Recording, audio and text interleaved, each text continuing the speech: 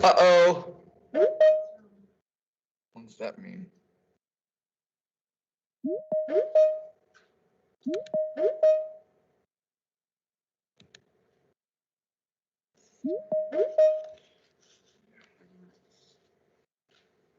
Do I need to?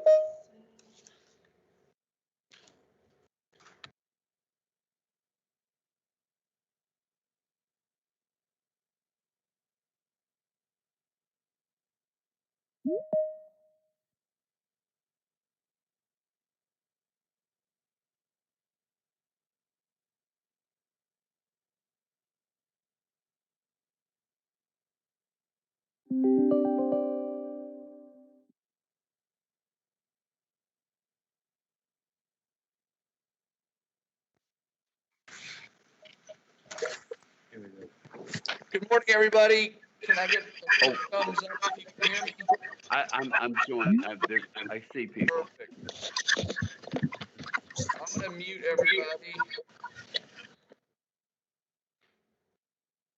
Good morning, everybody. We'll go ahead and get started. We have a full list of participants for this morning's meeting. I want to thank everybody for being here. We're going to try to get started as on time as we can. I would like to welcome everybody back to the public hearing on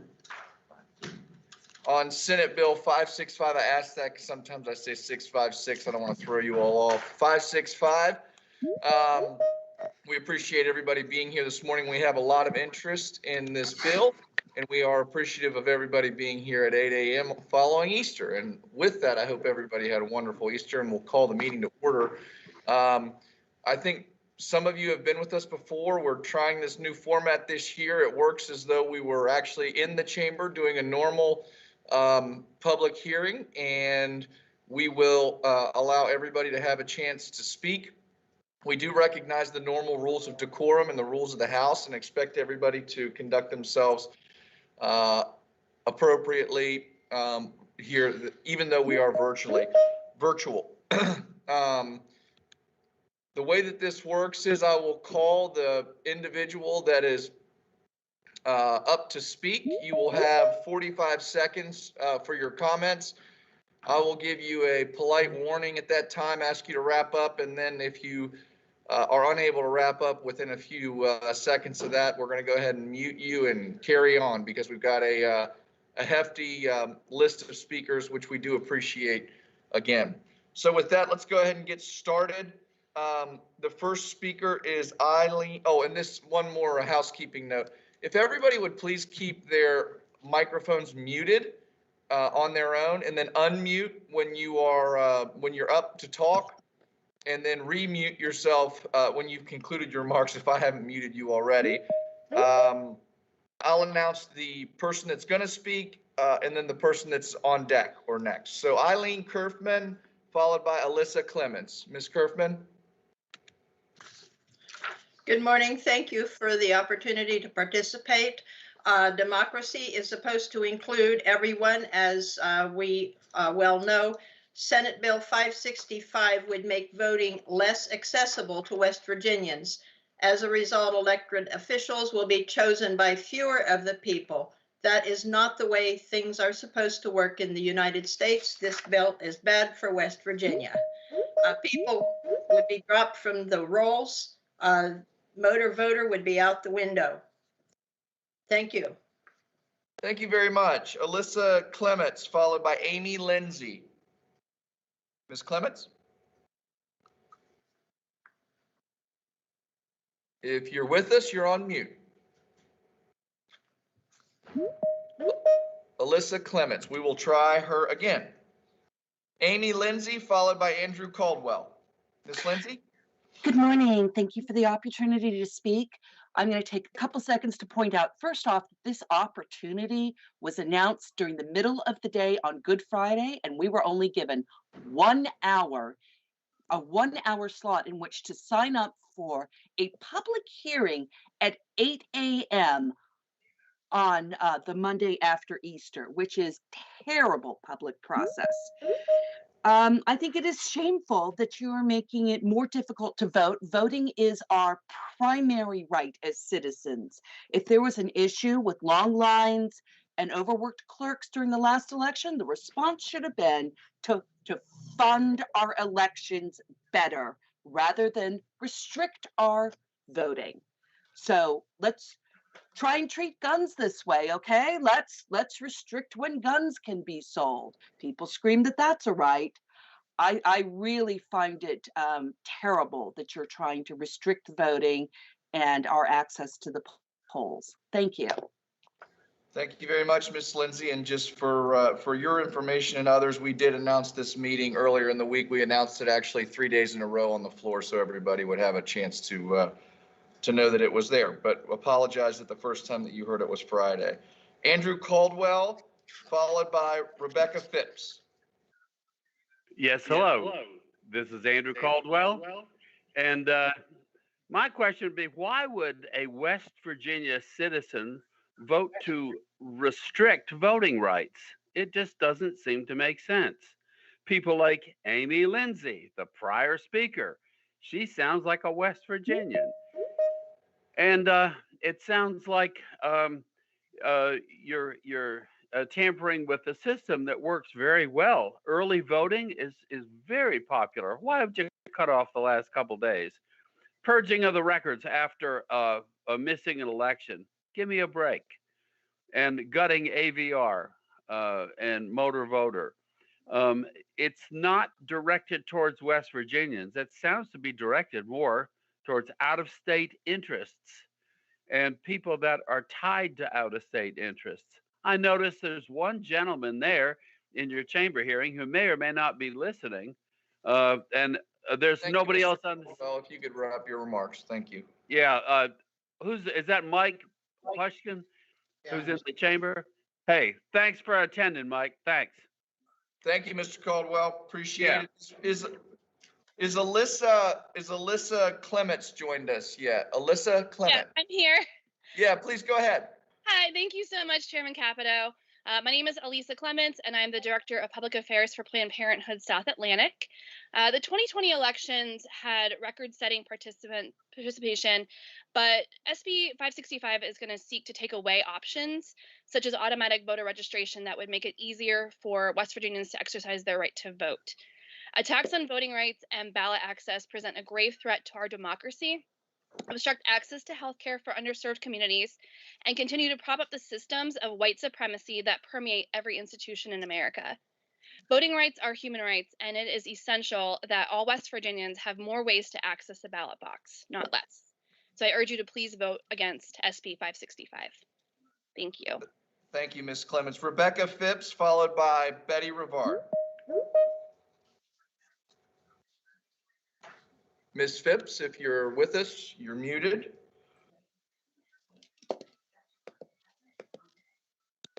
Okay, we'll move on and come back to Ms. Phipps. Betty Rivard, followed by Chad Proudfoot.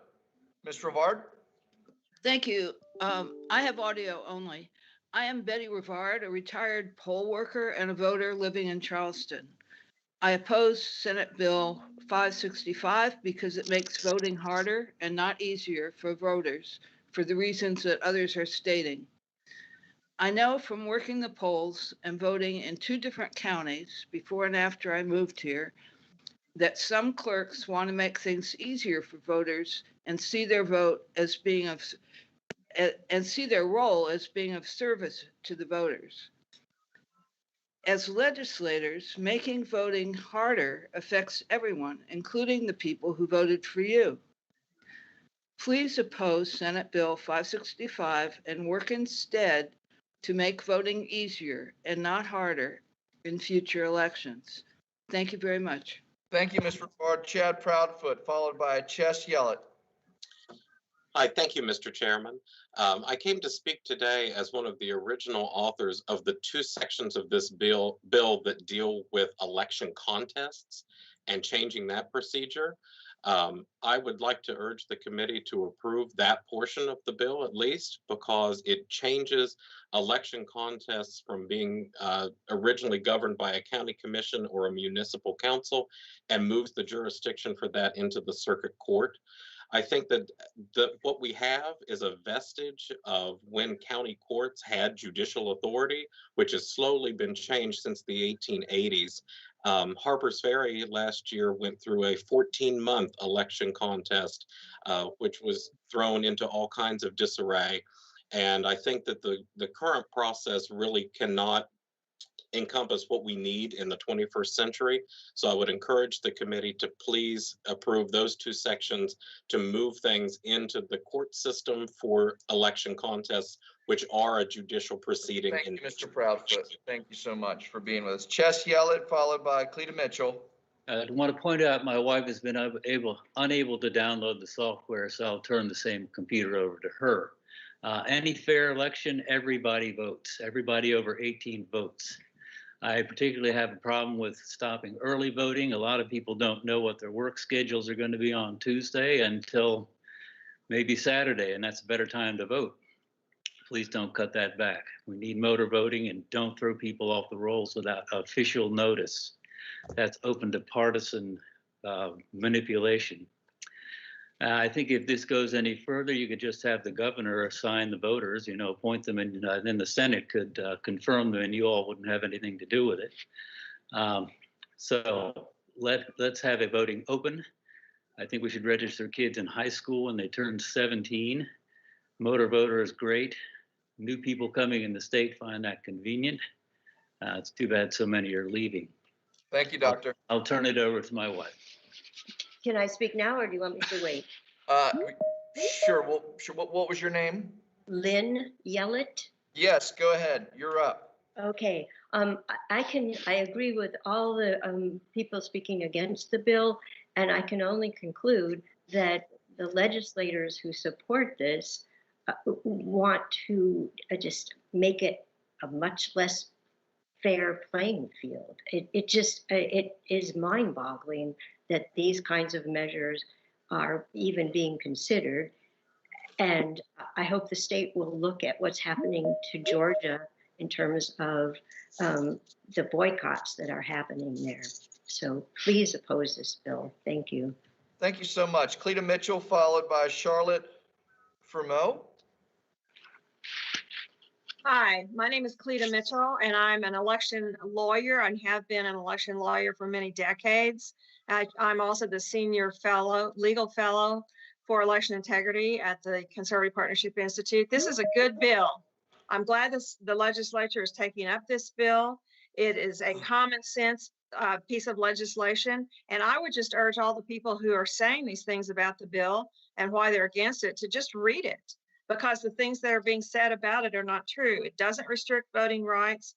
Last summer, the General Counsel of the United States Postal Service sent a letter to every election administrator in the state and said that if they needed to change the deadlines for returning ballots and move them earlier because the Postal Service could not commit that they could actually get the ballots delivered on time. This bill addresses that. Thank you, Ms. Mitchell. Please support the bill.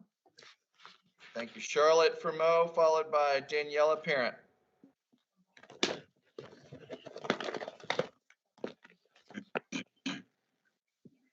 Ms. Fermo or Farmo? We will come back. Daniela Parent, followed by Donald Kersey. Good morning, and thank you for allowing us to speak this morning. I would like to say I'm from Huntington, West Virginia, and I'm speaking out on behalf of the West Virginia Citizens for Clean Elections in opposition to this bill. To keep my remarks brief, this bill would eliminate the most popular days for early voting that have been available to voters for nearly 20 years. In a state with struggling infrastructure, a highly rural community, and lots of folks working tipped and hourly jobs, those days are absolutely essential for their participation in democracy. This would also gut the automatic voter registration at the DMV before it's been implemented. I'd like to remind everyone that that was, in fact, a strongly bipartisan bill when it was passed 5 years ago. And also, this bill would increase the frequency of voters being purged from the rolls for inactivity from every 4 years to every 2 years. And so I just really urge you, in the interest of West Virginia and in the interest of participation in democracy, to vote no. Thank you. Thank you very much. Donald Kersey, followed by Doris Irwin. Good morning. Good morning. Yes, thank you for this opportunity. I am the General Counsel for the Secretary of State, and I appreciate all of the opportunities that we've had to speak about this, especially today. First and foremost, we support this bill. This is not an election reform bill. This is not a bill that changes and makes sweeping amendments to our election laws. In fact, the Massachusetts Institute of Technology, MIT, put out a report within the last 2 weeks that West Virginia is top 10 in the nation and nearly top 5 in confidence in our elections and our processes. This bill has bipartisan support. It was voted 31 to 4 in the Senate, came across 31 to 4. Both Democrats and Republicans support this bill because it makes sense. Thank you, Mr. It does have Kersey. bipartisan support. It does bring confidence. We just hosted the second highest voter turnout in West Virginia history, and this bill considered our county clerks, the post office, and our voters to make it better. We want to be in the top 5. We want to be number 1 in the nation. Thank you, Mr. Kersey. Thank you. All right. Doris Irwin, followed by Dijon Stokes.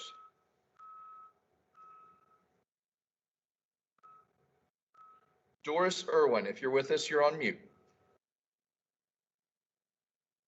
We will come back. Dijon Stokes. I thought I saw him come in. I see him on here. You want to unmute, Dijon? Mr. Stokes? Okay.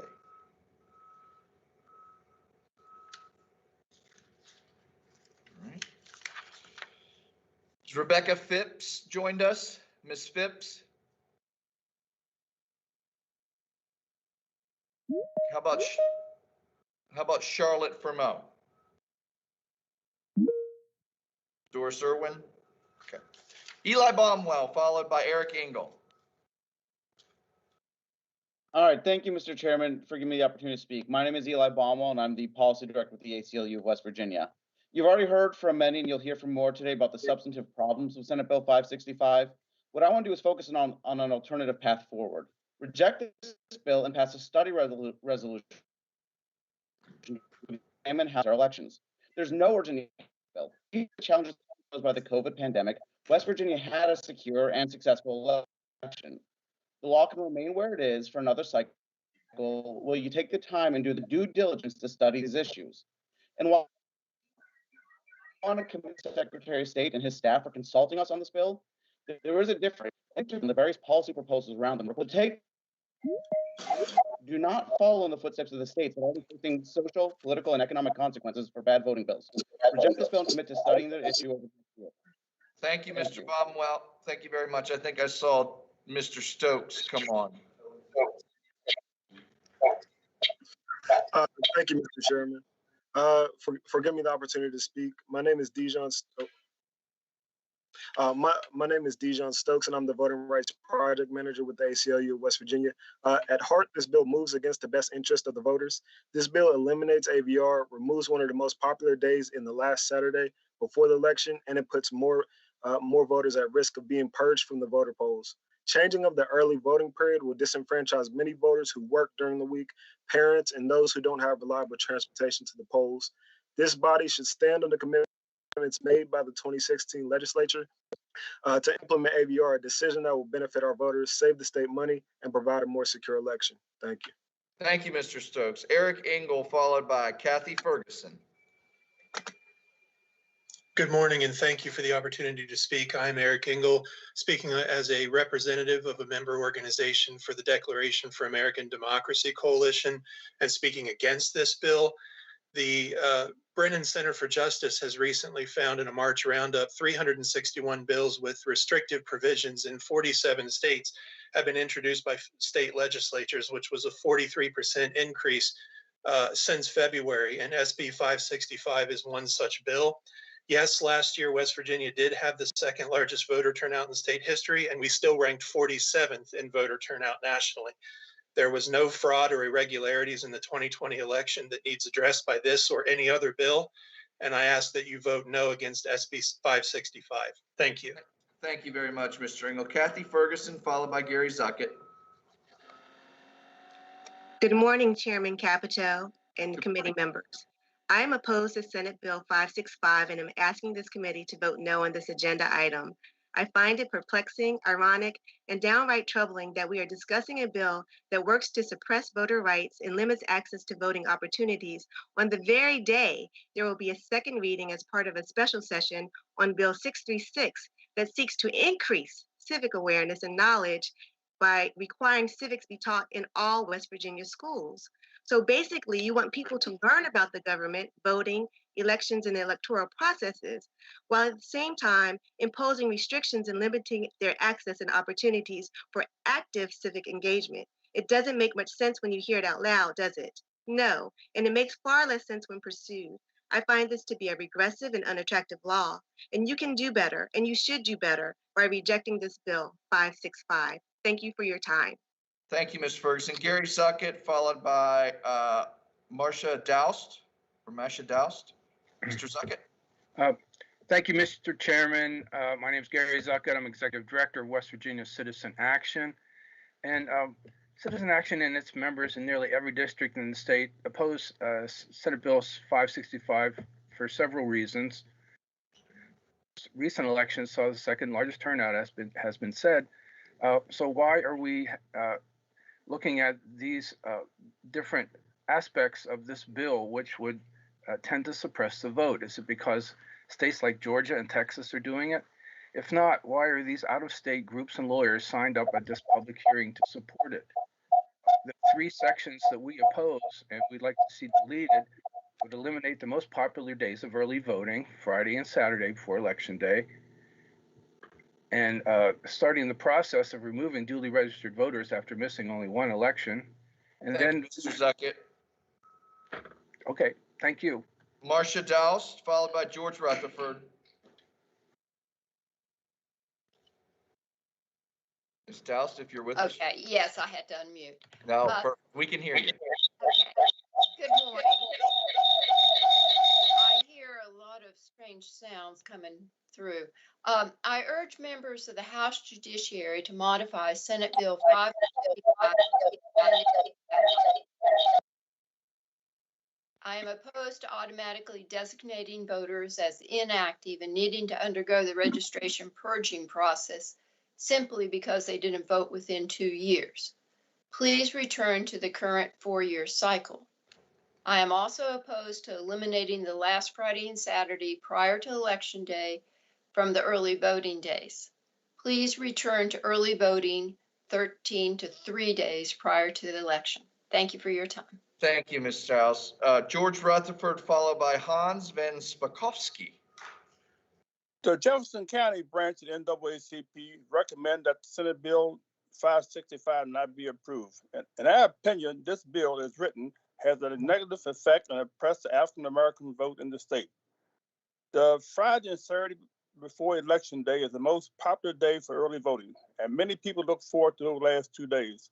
Eliminating them could have an effect on the voter outcome.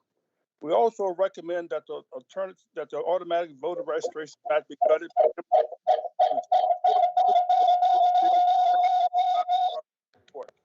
And we strongly oppose the frequency of inactive voters being purged from the roll from 4 years to 2 years. The NAACP believe that the legislature need to find ways to encourage more people to vote instead of suppressing the votes.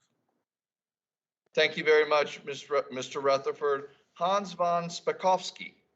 Mr. Chairman, thanks for allowing me to testify. I'm here in my individual capacity. I'm a senior legal fellow at the Heritage Foundation. Barring private funding of election offices is a good best practices measure. It prevents conflicts of interest and partisan interference in the running of elections. Moving election disputes to a judicial body from the municipal or city council is a good decision also. Anybody who doubts that, just look at the West Virginia Court of Appeals decision when it overturned a Harper's Ferry election just last year because of conflicts of interest by the city council and making a decision there. Changing the deadline for absentee ballots, you're simply conforming, as Cleta Mitchell said, with what the Postal Service has suggested states do to avoid actually voters being disenfranchised by sending in their ballot too late to be counted. Using jury information to find individuals who are not U.S. citizens or who have moved out of state makes perfect sense. Anyone who is opposed to that, when someone swears under oath they are not a U.S. citizen, but they're on the voter rolls, not using that information, if you're against that, then obviously you want aliens to be able to register and vote. Thank you. Thank you so much. Okay. Katie Somalis? Oh, that's, no, excuse me. Hannah King, followed by Karen Williams. Thank you, Chairman Capito. My name is Hannah King, and I'm here on behalf of West Virginia Environmental Council to speak in opposition to Senate Bill 565. This piece of legislation does a big disservice to voters in West Virginia. This bill would do a few bad things, but limiting the accessibility of voting by removing the two most popular early voting days before Election Day is very concerning. Those who work, have children, or don't have access to transportation will be negatively impacted as the last Saturday prior to Election Day will be eliminated. This is very problematic and could lead to long voting lines on Election Day, keeping people waiting out in the freezing cold. The more people are able to use their voice and cast their vote, the more representative our government becomes. We cannot disenfranchise the voters here in West Virginia. Please vote no on this bill. Thank you, Ms. King. Karen Williams, followed by Joanna Bailey. Yes. I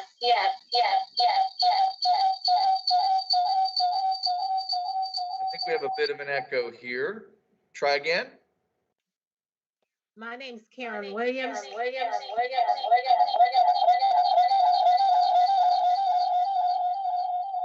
Ms. Williams, are you on a phone and a computer or just the computer? Just the computer. Maybe try to call in on a phone and I'll try to come back to you and see if our sound's better. You want me to call you on the phone? Yeah, let's try that. I want you to be able to speak, but we're having trouble hearing you. All right. Thank you so much. Joanna Bailey, followed by Joni Shoring. Ms. Bailey? Hi. Jonna Bailey? Yes, hello. Can you hear me? Yes, ma'am. Great. Thank you so much, Chairman Capito. My name is Jonna Bailey, and I am a 7th generation West Virginian. My family and I oppose Senate Bill 565. Although in 2020 we saw that West Virginia had a record voter turnout, our state still ranks 47th in the country for voting. And we should want to expand upon that success that we had last year, not try to make it harder to vote. We're seeing this happen not only in West Virginia, but systematically in states across the country right now. And I'm really concerned about the increased frequency of purging the voter rolls, as well as what others have raised already regarding this bill eliminating the most popular early days to vote. I ask that we oppose this bill and instead put our energy into implementing automatic voter registration. Thank you, Ms. Bailey. Thank you. Joni Shoring, followed by John Smoot.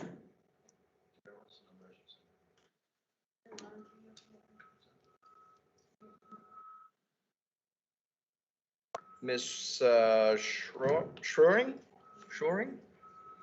If you're with us, you're on mute. Okay, we'll come back and try you again. John Smoot, followed by Julie Archer.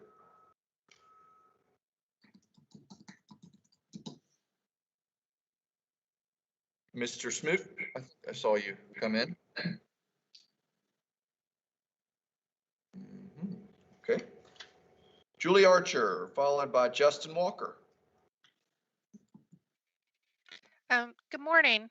I'm Julie Archer. I'm with West Virginia Citizens for Clean Elections, and we oppose Senate Bill 565 and share concerns of others who have addressed the loss of automatic voter registration and the provisions that will make it easier to remove voters from the registration rolls.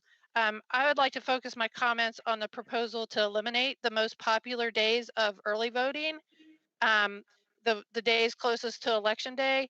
These are the most popular days for a number of reasons, as others have stated. And one of these is that candidates run campaigns when they make their cases to the voters. Voters want to hear them out, and eliminating these days after nearly 20 years because suddenly it's too much work. And it's kind of like stores closing on Black Friday because the cashiers thought it was too much work to ring up all the purchases, except in this case, we're talking. Thank you very much. Justin Walker, followed by, stand by. Actually, let's go. John Smoot came on as well. So Justin Walker, followed by John Smoot. Mr. Walker? If you are with us, you are muted. Justin Walker. John Smoot, did I see you come on? Yes, sir. Sorry, I was having technical problems since no about 8 problem. o'clock this morning. No problem. What I wanted to bring to your attention this morning in reference to the bill, I'm fire chief at Teays Valley Fire Department, and we are a participant in a national response network for ambulance to disasters. And when we get deployed, we deploy for anywhere from 2 weeks to 2 months.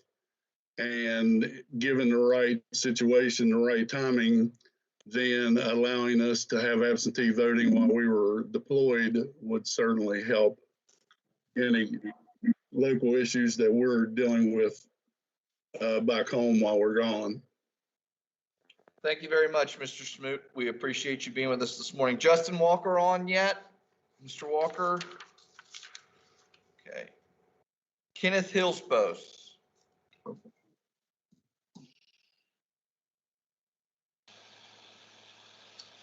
Good morning. Good morning. Thank you, Mr. Chairman. Ladies and gentlemen, in America today, many try to undermine people's confidence in our elections by repeating the big lie that there was substantial fraud in the presidential election. To support this claim, there has been zero evidence, none. Now we have a wave of over 350 bills, a tsunami of bills in state legislatures across the country to restrict access to voting. Some say we don't want to run on the issues and we can't win on the issues, so let's change the rules to make it harder for poor people to vote. Here in West Virginia, we have our own version of the same thing. Here it's called Senate Bill 565. If there is evidence that we need this bill, let's see the evidence in public. Let's have a full public debate. Let's stop the lies about presidential elections having been stolen. Thank you, Mr. I urge each member of the Judiciary Committee to oppose Senate Bill 565. Thank you very much. We'll watch closely. Kenneth Cutlip, followed by Kim Felix.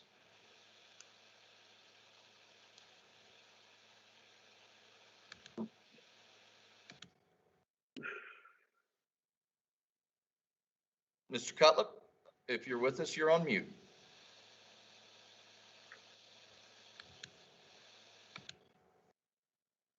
Okay, Kim Felix, followed by Kathy Stoltz.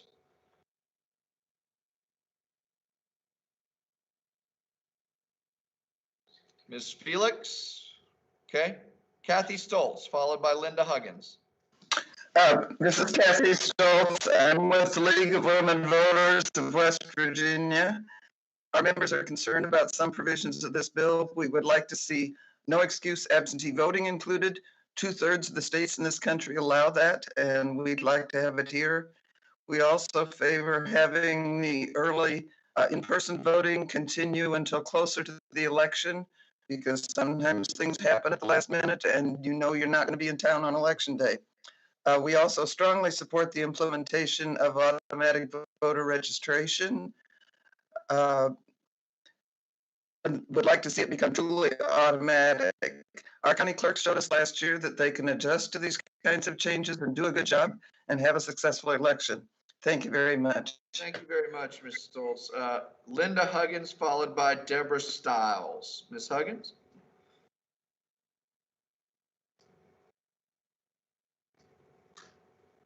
I thought I saw you. You're on mute. I see you here. Linda Huggins.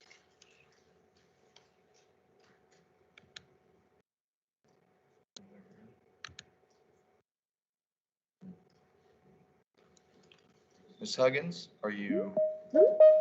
Okay. Deborah Stiles, followed by Clara Housen. Hello. I am unmuting. Can you hear me now? Loud and clear. Thank you. I have a farm in Tucker County, but I'm joining you. I'm a recently retired historian, and I am joining you from Canada, where I was very proud when the national news mentioned West Virginia because it was top in the nation for rolling out the vaccines. And thank you, Senator Roberts, for getting back to me about the bill. I'd like to speak in opposition to the bill, and for the reasons that other people have already spoken. So I would just say that as a farmer, as somebody who's trying to get back to my farm, and hopefully we'll be there by May 1st to put the cattle on by May 15th in Tucker County, this bill restricts voting, and we need people to be able to get access to vote more easily, not less. And so I think the other provision where we're asking people to opt in, really we should opt everybody in. And if you want to opt out of voting, then you can opt out. So I guess to sum up, if it ain't broke, don't try to fix it. Thank you. Thank you, Ms. Stiles. I saw Karen Williams come back on. Ms. Williams, are you with us via phone? I want to try make sure that you get a chance to speak. Yes, I'm here. Oh, perfect. We can hear you great now. All right. I just want to oppose Senate Bill 565. I was born in West Virginia in the 50s, and I'm a proud West Virginia and an American. I was taught to vote by my grandparents and my parents who took pride in that. I took civics in junior high school. I met with Matt Warner when they implemented the voter ID law and got the cards and educated people all over the state of West Virginia to vote. Voter suppression now is alive and well in West Virginia. Laws that prevent tax-paying Americans not to vote are wrong. My son, who is very young and was proud to vote, was voting in every election, and he was purged along with thousands of West Virginia. If you want young people to stay in West Virginia, make voting more accessible and let voices be heard. More citizens need the opportunity to vote. Vote no on House Bill 565. Thank you for this opportunity. Thank you, Ms. Williams. Clara Housen, followed by Michael Schroering. Ms. Housen? Michael Schroering, followed by Lynn. Lynn has already, Ms. Yellett's already gone. Michael Schroering, followed by Margaret Chapman. Mr. Schroering? If you're with us, you're on mute. Okay. Margaret Chapman, followed by Meredith Hartery, excuse me. Margaret Chapman. Meredith Hartery. Mr. Chairman, I'm sorry, it's Margaret. Okay, yes, please proceed. Good morning, I'm Margaret Chapman Pomponio with West Virginia Free, and we are opposed to Senate Bill 565 for all the reasons folks have stated. We're concerned about the loss of early voting days, the purging of the polls, or the rolls rather, sorry, here's my daughter, I'm also concerned about this contributing to voter apathy. We already have a low voter turnout in West Virginia. You did a great job the last election. I think we need to make it easier to vote rather than harder. So thank you so much. I hope you will at least improve the bill if it is to go forward. Thank you. Thank you very much, and hello to your daughter. Meredith Hardery, followed by Michael Watson. Thank you. I'm here with West Virginia Now in opposition of Bill 565. You've heard a lot of reasons why this bill should not be moving forward.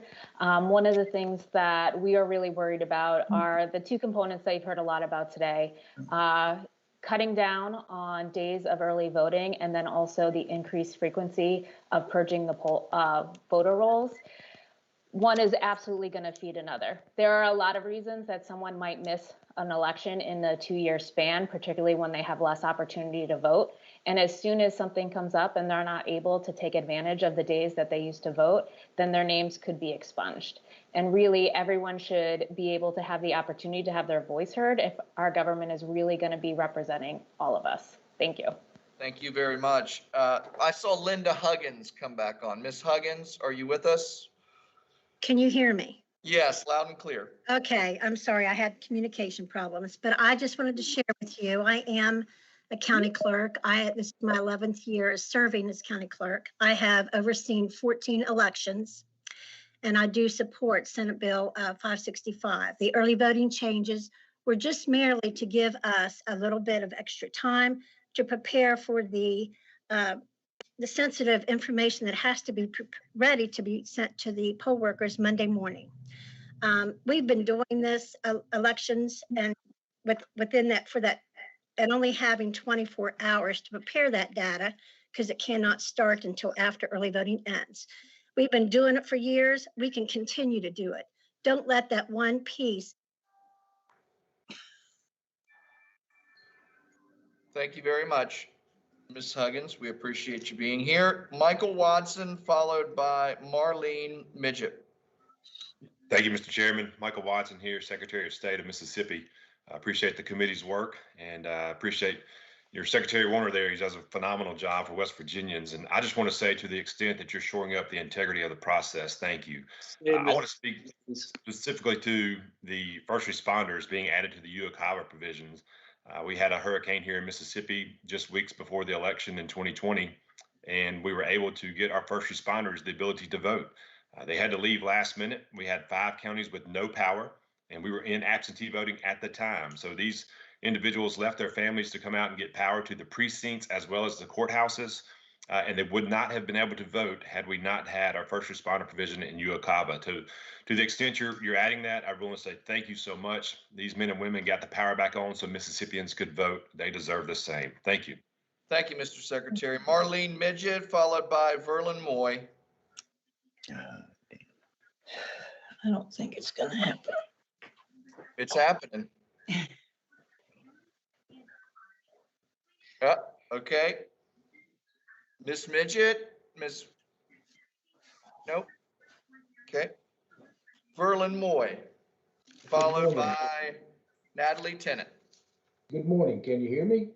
We can hear you. Yes, thank you. This is Verlin Moy. I'm the Mercer County Clerk, and I support wholeheartedly Senate Bill 565 for many reasons, but the 2 specific reasons that I support that is that it will give us a little extra room from the last hour of early voting until the first day of election there. So it gives us some badly needed time that we need to prepare, as Linda Huggins had mentioned, to prepare for the election. We also prefer to opt in to register to vote at the DMV level because I think it needs to be a conscious decision. Thank you very much. We appreciate it. Thank you, Mr. Clerk. Natalie Tennant, followed by Pamela Garrison.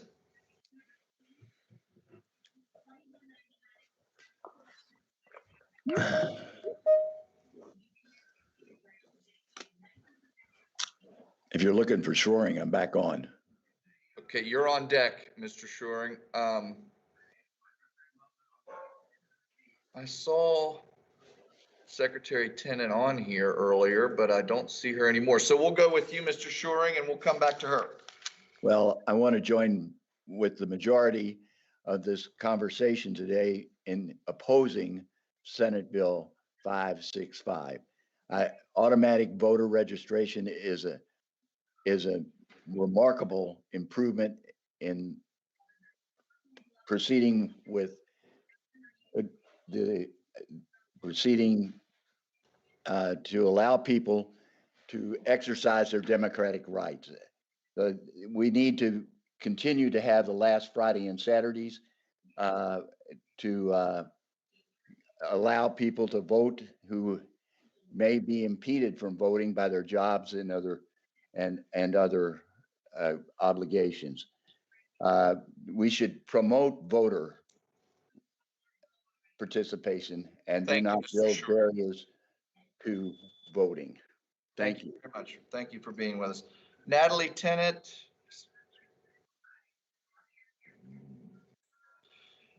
Pamela Garrison, followed by Patty Hamilton. Oh, she's on mute then.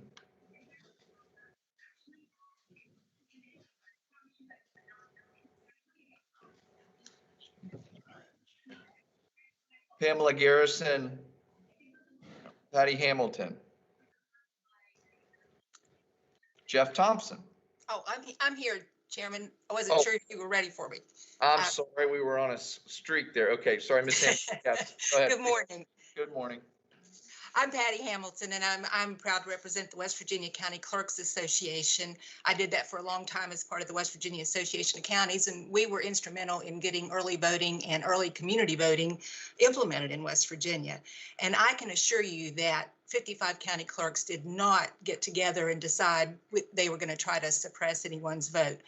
The shift in early voting just gives them a couple of extra days in case of emergency, illness, superstorm Sandy, all kinds of things can happen and get things messed up for election day. It's still 10 days and it's still 2 Saturdays. Nothing is being decreased. They would like a yes or no question. Currently, the question under consideration is at DMV is, would you like to use the information you provided today to register to vote? Yes or no? The system will be automatic. It will be seamlessly transmitted from DMV to state voters registration system. Thank you very much. Thank Jeff Thompson, followed by Reagan Quinn. Mr. Thompson?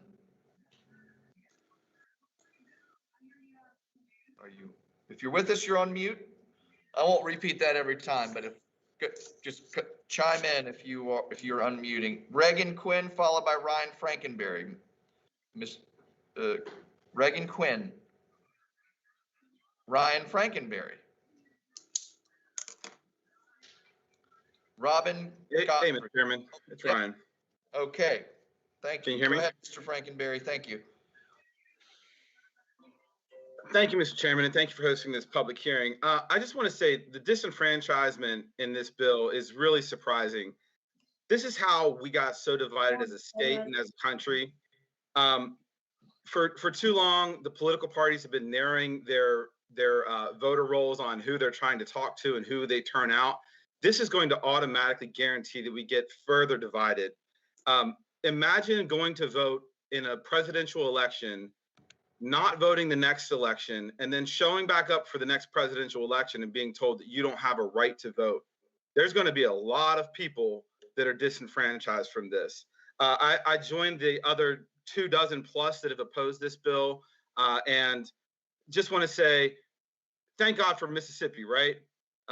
Who else could turn out a Secretary of State than the Heritage Foundation to bring Mississippi in here to tell us how to do our elections? Mr. Frankenberry, appreciate that. Let's see, was Reagan Quinn on, I see? Yes, hi. Good morning. Good morning. I would like to speak out against the bill, please. I think that it can't be rationalized as being of benefit to society. To quote the philosopher John Locke, the purpose of government is to represent the interests of individuals. If the individuals have no influence over government, then that government is not legitimate. And to disenfranchise voters deliberately is contrary to the principles of the Constitution. And therefore, I join all the many, many people who have spoken out against this Senate bill. Thank you. Thank you very much. I saw Secretary Tenet came in. Madam Secretary, are you with us? I hope so. Can you hear me? Loud and clear. Oh, good, because I've been talking to myself a lot here. Thank you, Chairman, for letting me. Time.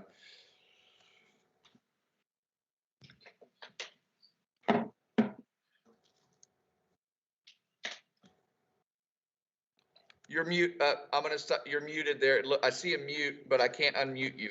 Okay. There we go. Perfect. It keeps going back and forth. Sorry about that. I'll start from the beginning if you can reset my time.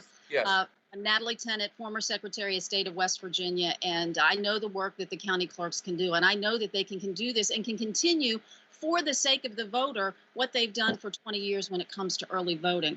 But I want to give you a little bit of history. When I was Secretary of State, we implemented online voter registration, and I'll tell you at the time the clerks opposed that too, for some of the same reasons that they're saying now for automatic voter registration, that it would duplicate, that it would cause them to double their work. But I say, what about the voters and what can we do for them? As a matter of fact, a college student was forced to sue in federal court just to use online voter registration. But the clerks now embrace it and they say it's great and it makes their job easier, because automatic voter registration now works the same way that online voter registration does. It's just a transfer of that information, and instead of having to be asked a question, it is stated you will be registered to vote unless you decline. No one is forced to register to vote, and they have an opportunity to decline. Ultimately, the clerk has the authority to approve or decline a registration. So I know we can do this. Let's continue and work off the bipartisanship of the legislature so many years ago and not fail the people of West Virginia. I oppose this bill. Thank you very much. Robin Gottfried, followed by Rosalind Eller.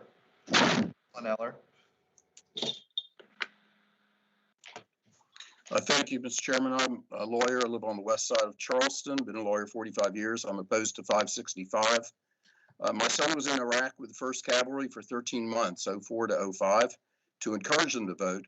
And meanwhile, we're launching bills here to discourage voting, to make it harder to create obstacles based on the fiction that our elections are not secure.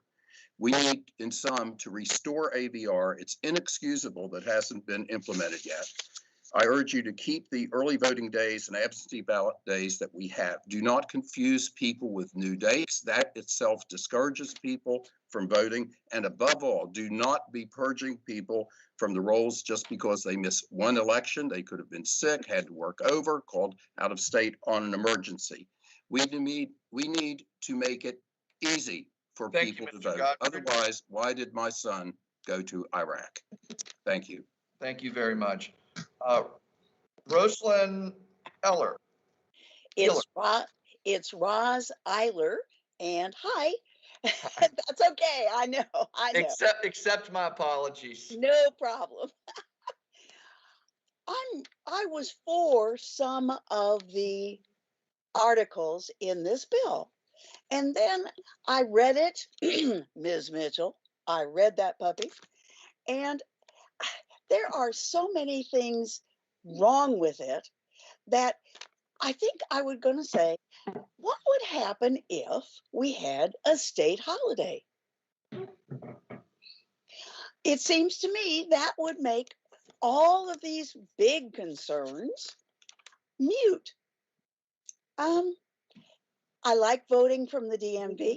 I like extending the absentee ballot options. Thank you very much. Thank you for being with us this morning. Robert Popper, followed by Sam Adelson. Hello, this is Robert Popper. Thank you, Mr. Chairman, for allowing me to speak. I'm speaking in favor of the bill on behalf of Judicial Watch. We applaud the legislation for the common sense measure of checking citizenship admissions on jury summons because jury rolls are drawn from the voter rolls. Other states do this. We do find non-citizens on the rolls, both intentionally and accidentally, and they can pay a heavy legal price for such an accident.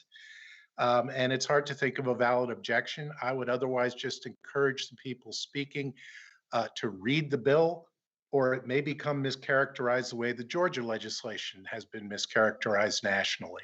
And people should read the Georgia legislation as well. Thank you, Mr. Chairman. Sam Adelson, followed by Susan Hubbard. Thank you, Mr. Chairman, members of the committee. I'm a visiting fellow at the Opportunity Solutions Project. I'm speaking this morning in support of SB 565. This bill really makes some common sense adjustments simply to make sure that election operations are efficient and fair. I just want to highlight two excellent provisions here in this bill. First, making sure that voter rolls are regularly maintained, not on autopilot, is critical. If the list is inaccurate, it opens the door to fraud or confusion. This will help prevent that type of issue. Second provision is just protecting local elections from the influence of billionaires and out-of-state money. States around the country experienced this in 2020 when hundreds of millions of dollars from Facebook flowed into state elections. Thank you very much, Mr. Adelson. Thank you for being here. Susan Hubbard, followed by Samuel Hickman.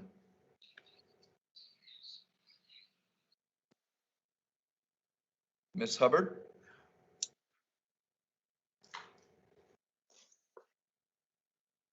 If you're with us, you're on mute, okay? Sam Hickman, followed by Nancy Case. Thank you, Mr. Chairman. This is Samuel Hickman. I'm your loyal constituent here on South Hills, and I'm the executive director of the West Virginia chapter of the National Association of Social Workers. Our organization urges you to vote no on Senate Bill 565. Without improvements, this bill remains a personal insult to many West Virginians, and it discourages people from voting. You know, the person in power cannot begin to understand the reality of the person who is experiencing oppression. This bill would attempt to game the system to disadvantage the already oppressed and disenfranchised by moving further away from AVR, by purging the voter rolls of the very people who have the hardest time getting to the polls. You know, I don't lose the right to drive my car because I leave it parked. And by shortening early voting, which again punishes the very people who have the hardest time getting to the roll. Thank you, Mr. Hickman. Nancy Singleton Case, followed by Takia Smith. Thank you, Mr. Chairman. My name is Nancy Singleton Case. Though I'm a member of the Harpers Ferry Town Council, I come before you today and as a private citizen. It's as a private citizen that the current election law nearly prevented me from becoming elected at all. As previously mentioned, Harpers Ferry held its municipal election in June of 19. The town council race was tightly contested, concluding with incumbents and other candidates within mere votes of one another. Our election became a political firestorm when the council, sitting as board of canvassers, chose not to open 4 provisional ballots in order to hold on to their seats of power. Another candidate and I contested the election. Months later, those same council members now sat in judgment of the election contest as a municipal tribunal, and to no one's surprise, they ruled in their own favor. The widely publicized election contest wended its way through the circuit and Supreme Courts, where the municipal ruling was finally overturned. The ballots were opened. Under the current law, I was denied my seat for 14 months. Please pass SB 565, and thank you so much. Takia Smith, followed by Stacy Oden. Ms. Smith?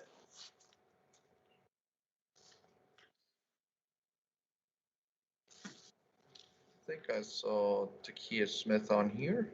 Sorry, I was on mute. We've My got name is Takaya. Takaya.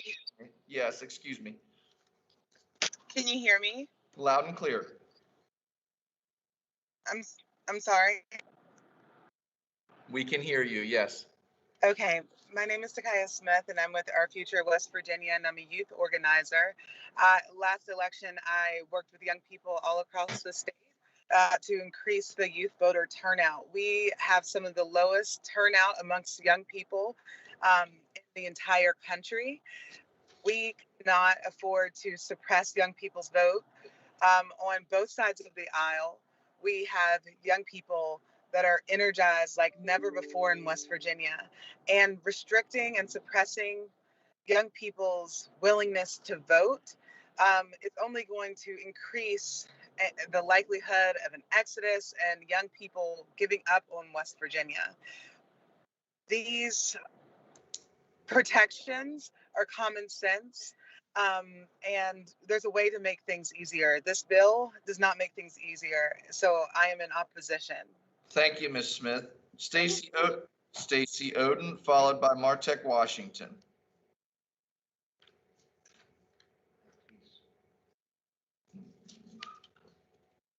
Martise Washington. Is that me? That's you. I think. I can't I see didn't know. you or hear I didn't you. know if somebody else got on or not. No, you're up. Go ahead. All right. Well, first things first, my name is Martise Washington. I'm 32 years old. I'm absolutely disgusted. As a Black citizen and as a West Virginian, there are so many other things going on in our state. And here we are trying to suppress the voters. A whole bunch of county clerks just got on here and said that they need more time. We just lived through a pandemic where we had more people turn out to vote than ever before. So explain how you need more time when you just process more voters' registration information than ever before. On top of that, if we want more people in West Virginia, don't we want them to automatically get registered when they go get a new ID? I think that's how we get more people to vote. On top of that, as a Black citizen, I'm disgusted. How many more rights are you going to take away from me? As a citizen of West Virginia, people are leaving our state. They are running away. Bills like this are turning young people like me away. I'm 32. If you want West Virginia to flourish, stop introducing bills like this. Stop literally Mr. Washington. being neglectful towards young people and African Americans. Let's open the state up of West Virginia before we turn out to look like Georgia. And we all see how that's going. Y'all have a great day. Thank you so much. Teddy Grogan.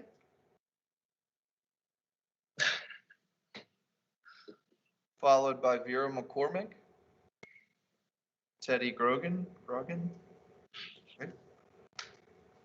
Vera McCormick, followed by Wayne Keplinger.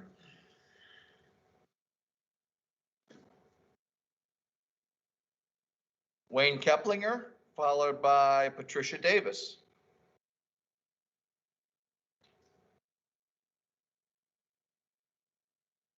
Patricia Davis, followed by Owen Brown.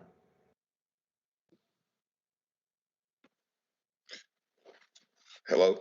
Yes, I'm Owens Brown, and I'm the state president of the West Virginia NAACP, and we are opposed to Senate Bill 565. Citizens of West Virginia did not ask for these changes, and most would probably disagree these changes once they become aware of these changes. The National NAACP has been monitoring these bills. There are 446 bills introduced across the nation, state legislatures, to suppress the vote of Black and brown people.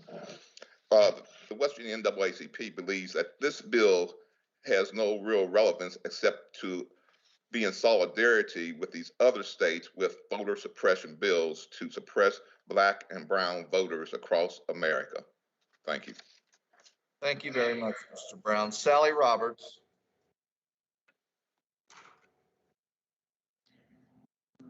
Hello.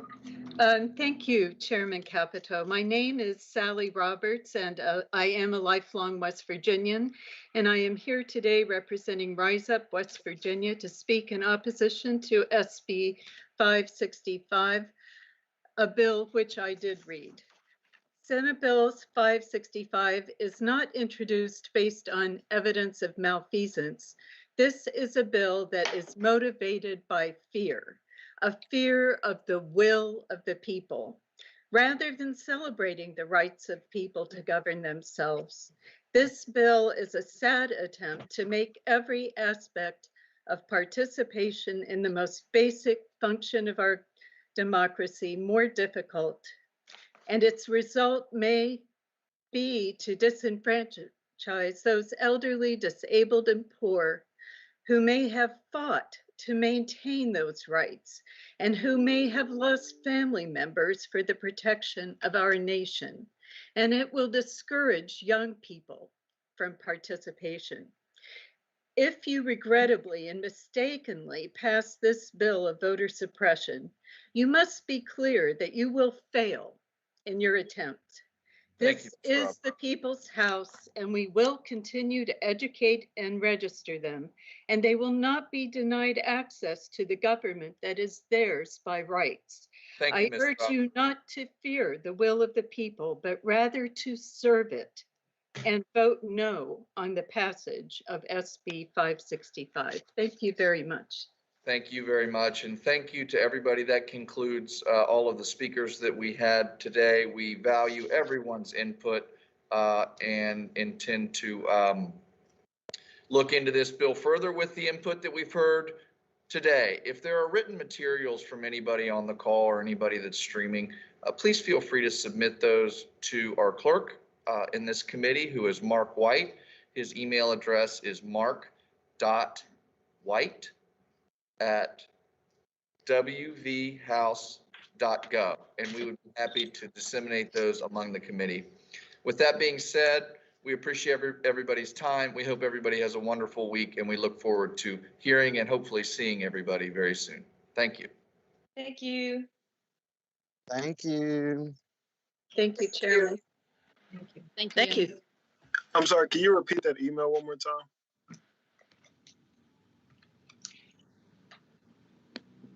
It's mark.white@wvhouse.gov. Common spelling.